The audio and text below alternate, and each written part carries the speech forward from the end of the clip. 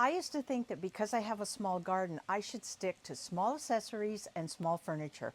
But over the years, all it did was end up making my garden look cluttered.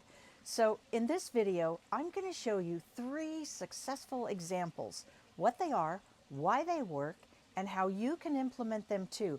And then I'm going to give you a really fun hack that if you just give it a try, it guarantees that you'll get it right in your own garden.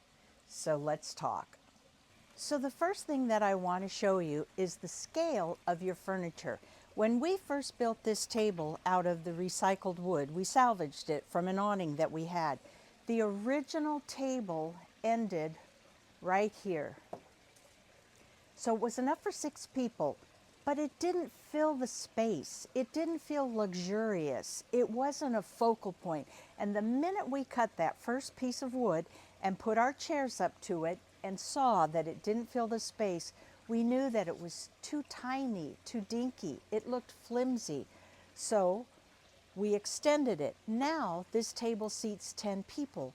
But the important thing is that it fills the space. It feels like you're walking in to the dining area instead of seeing a small table from afar. So when you are shopping for patio furniture, go as big as you can possibly afford. Measure the space and go as big as whatever will fit in that space. It doesn't have to be expensive furniture. Like I said, we made this out of salvaged wood. It not only carries visual weight, it really contributes to a calm and well-edited garden. Here's another example from Bunny Williams's fabulous book on garden design. You can see that this patio only goes from here to here, and yet the size of the table she chose fully takes up 2/3 of the entire walkway. If instead she had put a tiny bistro table with 2 chairs only, it would have looked like a tiny trinket. But instead, by going big, she has created a beautiful spot, warm and welcoming, a great place to land and have conversation. Here's another benefit to you having a huge outdoor table. It not only anchors the space, you will have so many happy memories of your family dinners around a table this big.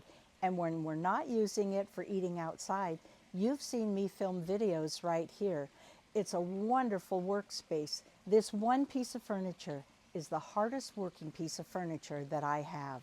Second example, go big on your accessories. These pots are 11 inches tall. This basket is 32 inches by 33 inches. If you can't find a basket this big, buy 3 smaller ones and group them together. But the idea is it gives your eye a focal point, a place to land. It breaks up the fence, it adds texture, it adds drama, but it's the fact that it's big. A small basket or a small detail or even a small picture hanging on the wall in this spot would not have the same impact.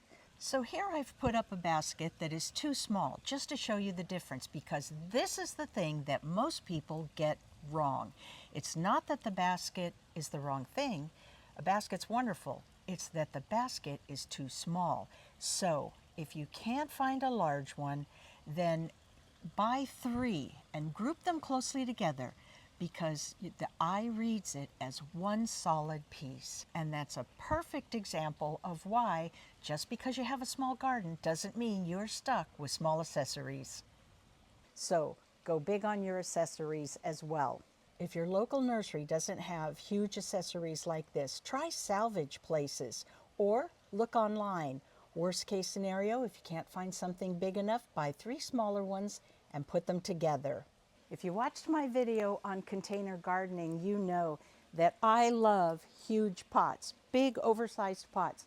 There have been plenty of times where I was sorry that I bought a pot because it was too small, but I have never regretted buying a pot because it was too big. So in this example, going big on pots, grouping them together, again, it makes a huge designer statement. It looks upscale and over 60.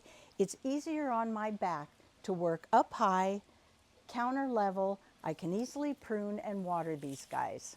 And if you're worried about how heavy these big pots are, please don't. Today's pots, there are all kinds of really cool lightweight materials that are easy to move. The trick would be put it in place before you fill it up. Now here's that exercise I told you will guarantee that you will get it right. You will level up your garden and understand scale. Get out all those pictures or magazines of your favorite gardens, gardens that you aspire to, your fantasy gardens, and go through those pictures one at a time. But here's what most people get wrong. Don't look at the plants. Look only at the garden furniture. Pay attention to how big it is in relation to the space where it's placed. Now go back through those photos a second time, and this time don't look at the furniture, don't look at the plants, look only at the accessories, the small end tables, the lamps, the pots, and pay attention to how big those accessories are in relation to the furniture. It will be eye-opening. And if you do these few steps, not only is it fun, you will never waste money on buying furniture or accessories that are too small and give you that cluttered dollhouse look rather than a luxuriously designed space. Here's a good example of how big this pot is in relation to the space. And you can see the bench. It's chunky and substantial, so it makes a huge impact. Here's another example. This tiny courtyard, instead of settling for a little bistro table, they've put a substantial concrete table with a big pedestal and 4 generous chairs around it. And it gives it an upscale designer look for probably the same money they would have spent on a lesser table. Here's another example of hanging something on the fence or the wall. Look at the size of it. A small mirror would not have nearly given it this look. Here's a photo from one of my old vision boards. I had this photo for years, and what I learned from it was the size of the pots and again, the scale of the furniture.